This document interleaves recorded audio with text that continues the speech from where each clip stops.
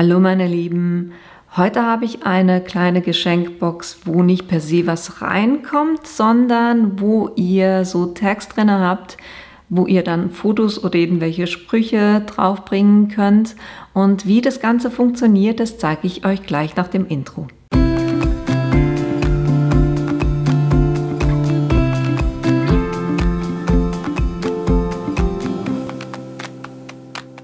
Damit ihr seht, was wir heute machen werden, das ist so eine kleine, klitzekleine, süße Box.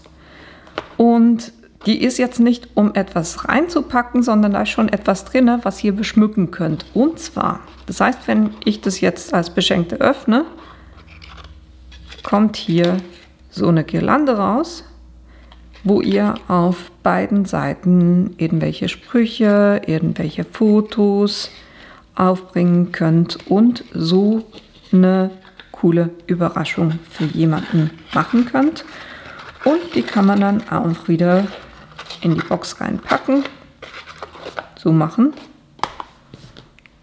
Und genau das machen wir jetzt.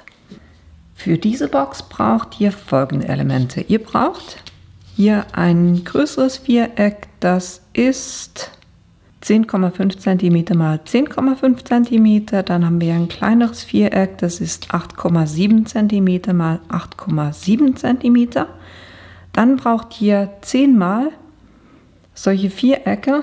Die habe ich ausgestanzt mit diesem Stanzset und die Vierecke sind 5,3 cm mal 5,3 cm.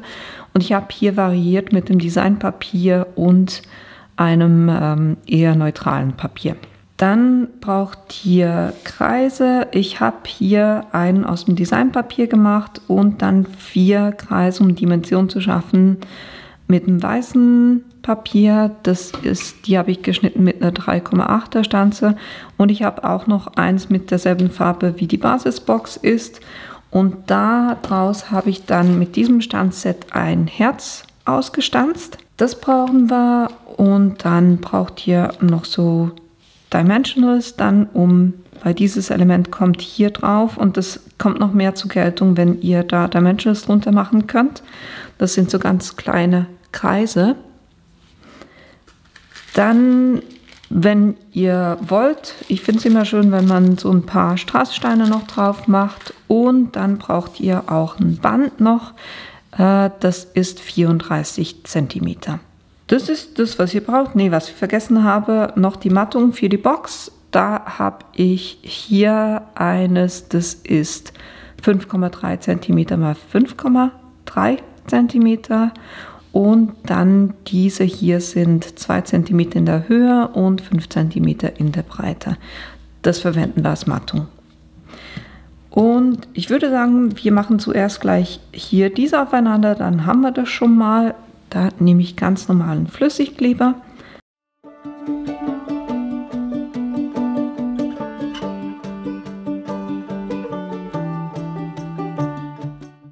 Ich mache das jeweils so, dass ich das so in die Finger nehme und mit 3 Fingern entgegendrücke und das dann hier drehe und so festmache, damit die Teile nicht verrutschen.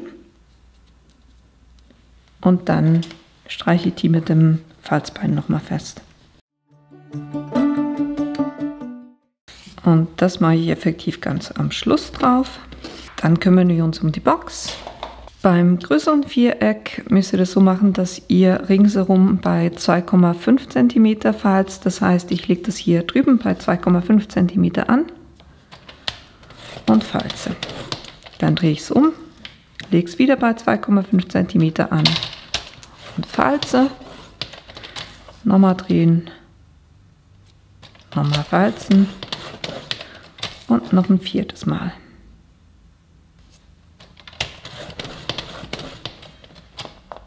Das ist das. Und beim Deckel, der 8,7 cm ist, da müsst ihr auf allen Seiten bei 1,5 cm falzen. Das heißt, auch hier drüben, ich lege das bei 1,5 cm an und falze. Drehe es. Wieder 1,5 cm falzen. Nochmal. Und noch ein 4. Mal. Et voilà. Jetzt ziehen wir bei beiden Elementen die Falzlinien nach.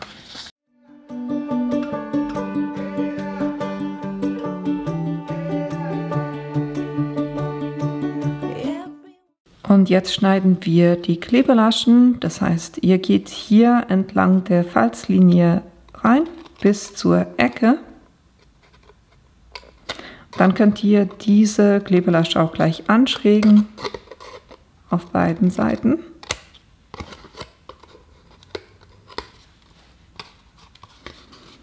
Dann drehe ich das einfach und schneide hier wieder rein. Dann wieder drehen, wieder reinschneiden und nochmal drehen. Und dasselbe auch bei diesem Element.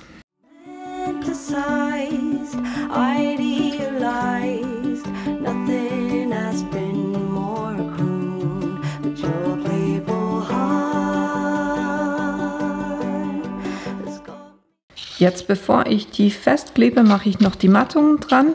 Das bringe ich mit Flüssigkleber drauf.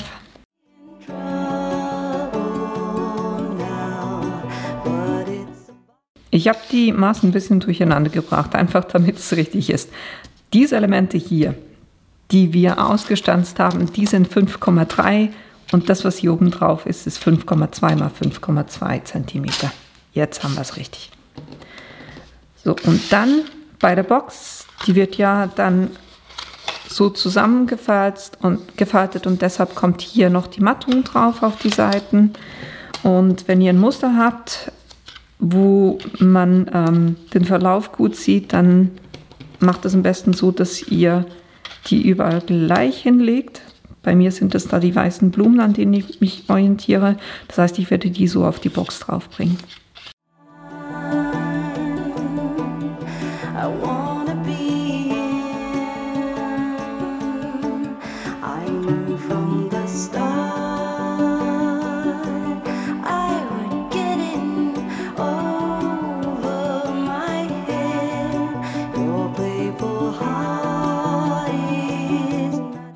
Wenn ihr euch fragt, wie ich die Ecken so schön hinbekomme, das mache ich jeweils mit einem Eckenabrunder und der ist wunderbar, um solche Ecken abzurunden und es gibt dem halt einfach nochmal so einen schöneren Touch, wie ich finde.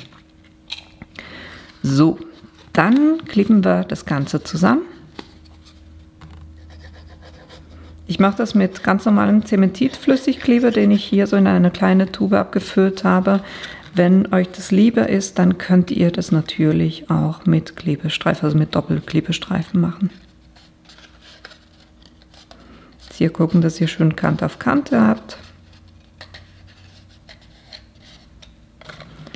Und dann feststreichen nochmal.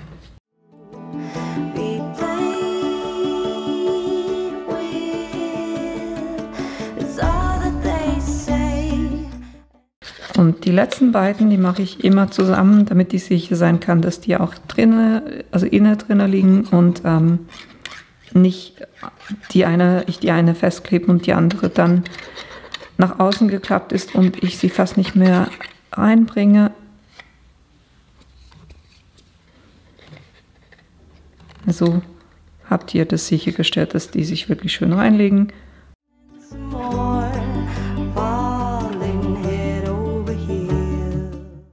So, das ist unsere Basis. Dann kleben wir auch den Deckel zusammen.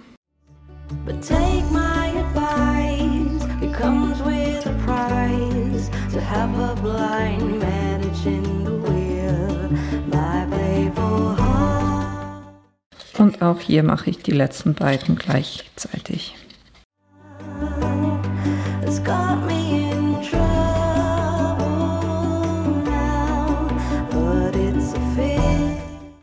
Und wenn wir jetzt alles richtig gemacht haben, dann müsste dieser Deckel eigentlich perfekt hier drauf passen. Das tut er auch. Somit haben wir eine relativ flache Box. Und jetzt kümmern wir uns um die Innenteile. Weil das Prinzip ist folgendes. Es soll ja quasi so sich aufklappen, so dass die so dass sich diese Vierecke hier an diesem Band quasi hochziehen.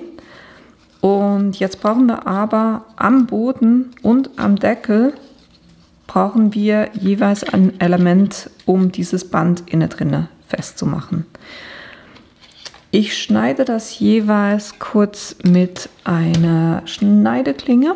Einfach drauf gucken, dass ihr da eine Unterlage habt. Und wie gesagt, bei mir sind das 2 von einem farbigen Karton, weil ich habe danach noch jeweils 4 graue und 4 mit einem Designpapier, welche ich abwechslungsweise an dieses Band anbringe. Von dem her wird das hier so reinkommen. Und da brauche ich jetzt in der Mitte einfach nur einen kleinen Schlitz, damit ich das hier durchfädeln kann.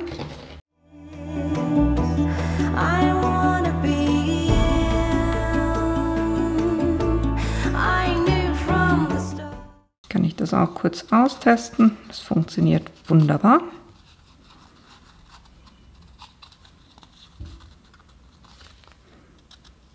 Dann machen wir das dann hier hinten fest und dasselbe auch auf dem zweiten Stück.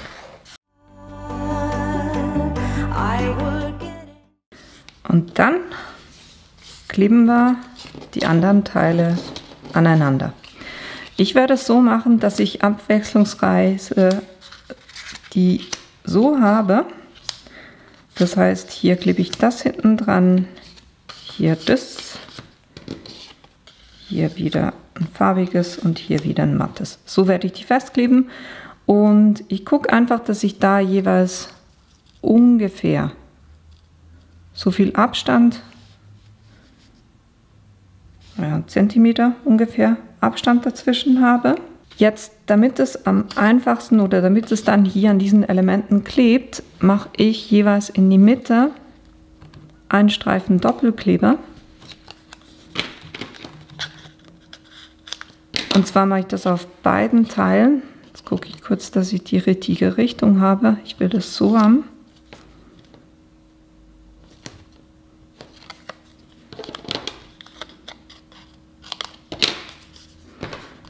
Dann nehme ich das beim einen ab.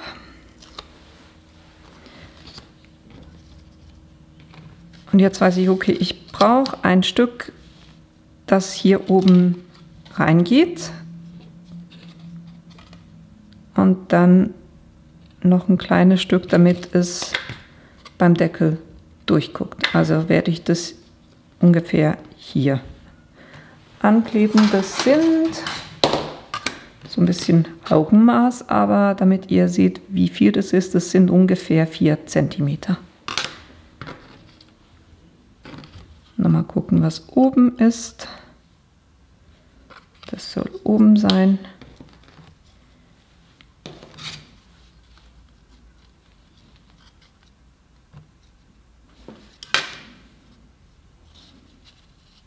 Und dann versuche ich hier das möglichst mittig anzukleben. Und dann löse ich beim anderen schon mal den Doppelkleber oder das Doppelklebeband und gebe hier ringsherum noch Flüssigkleber drauf. Und dann bringe ich das passgenau auf dieses Element drauf. Das sollte auch passen, weil wir haben ja dasselbe Cutting Die verwendet.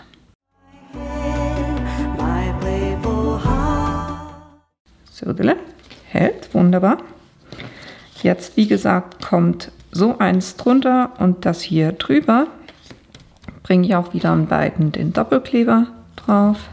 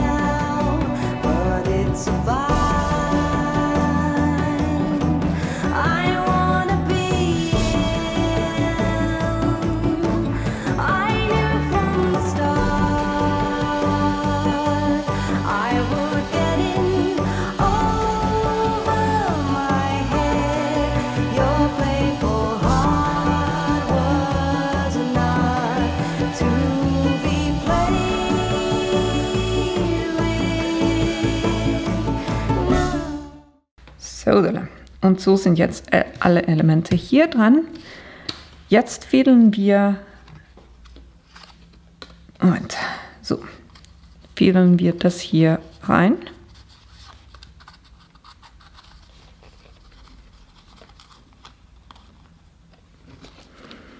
Drehe ich das um.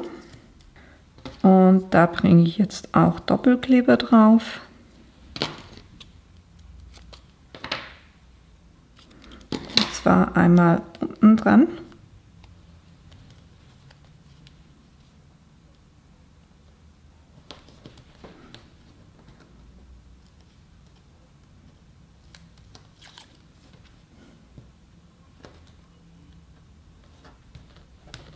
Und einmal drüber.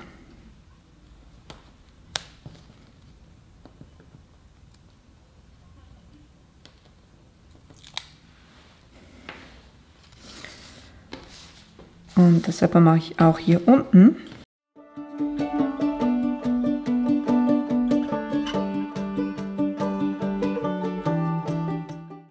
Da könnt ihr kurz gucken, wie sich das dann inlegen wird. So, so, so, so. Und das heißt,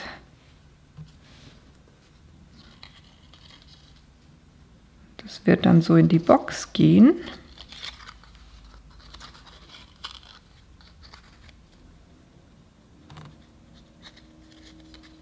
Und deshalb biege ich das auf diese Seite rum.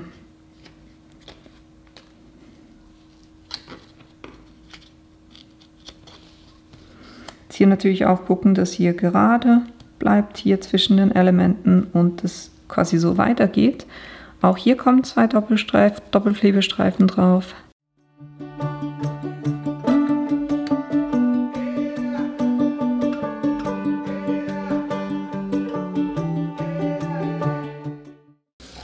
Und jetzt muss das Ganze in die Box. Das heißt, das längere Teil oder da, wo ihr den längeren Abstand habt, das muss unten sein. Da bringe ich jetzt Flüssigkleber drauf. Und das hier, wo die Mattung drauf ist, ist ja das untere Teil. Das heißt, ich nehme das hier und klebe das hier jetzt hier rein. Und so wie ich euch die Maße angegeben habe, müsste das eigentlich ziemlich knapp passen. Das heißt, es bedeckt hier wunderbar den ganzen Boden.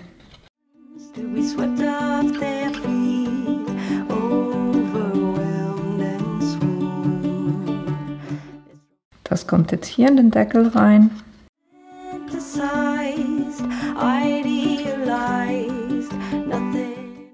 Da müsst ihr so ein bisschen ausrichten, weil das ist ja ein bisschen größer, da der Deckel auch größer ist als die Box, nämlich die 0,2 cm.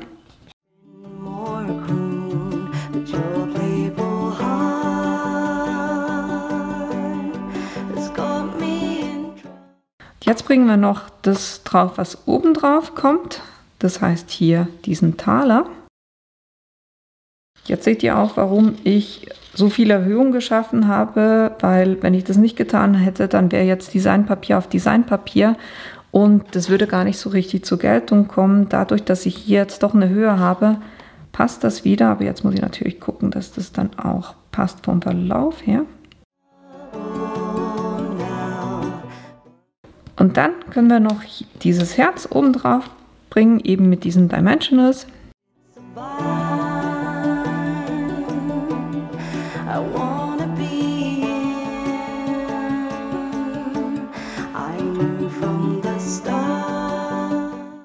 Jetzt könnt ihr noch gucken, wie die Box aufgeht. Bei mir ist es so, das heißt, ich bringe dieses Herz jetzt so oben drauf. Hätte eigentlich Sinn gemacht, die Blume auch zu drehen, aber naja. Learning für euch, guckt einfach, wie der Verlauf des Musters ist und wie ihr dann die Box macht, damit ihr das dann entsprechend auch so reinklebt, dass es dann auch Sinn macht. Nicht, dass man die Box aufmacht und die Seite sieht, sondern wirklich die Box aufmacht und dann das erste Element sieht. So, was ihr jetzt noch machen könnt, ist eben noch Strasssteine drauf zu packen. Und ich mache da effektiv, glaube ich, nur einen. Heute sind wir zurückhaltend. Heute gibt es nur einen. Und wenn ihr wollt, ihr habt ja hier ein Herz ausgeschnitten oder ausgestanzt und das könntet ihr jetzt zum Beispiel hier gleich aufs erste draufkleben.